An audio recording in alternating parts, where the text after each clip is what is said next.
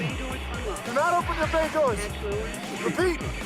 Do not open your bay doors.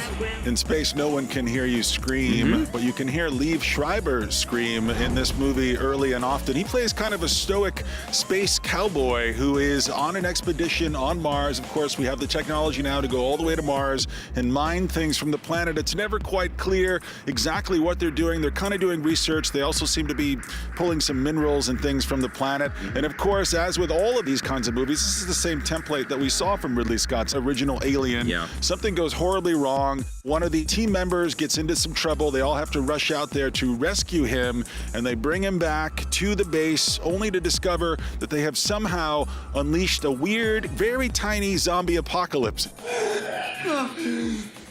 Why on earth somebody of Liev Schreiber's character, who is such a terrific talent, who I really do like him, but he seems out of place in this movie. There are some other good performances, particularly from Olivia Williams, who I have always been in love with ever since Rushmore. And he or she plays kind of a descendant of Ripley because she's a very powerful woman. Very hard she's no nonsense. Scientist. And she's very knowledgeable, and she seems like the most, besides Liev Schreiber, the most capable character in the film. Right. Now, the whole thing, it's pregnant with lots of possibilities and lots of dread and ominous feelings, and I do like the fact, I didn't mind the fact that it borrowed so heavily from Alien at first, but then it all kind of comes unwound and unspooled. Everything kind of starts flying out of control. People start making stupid decisions, which is always the one reason why I turn away from horror movies or thrillers or anything with zombies in it. You always feel like these things, they're kind of like a machine that gets initiated by one stupid decision. And then slowly but surely the cracks start to take over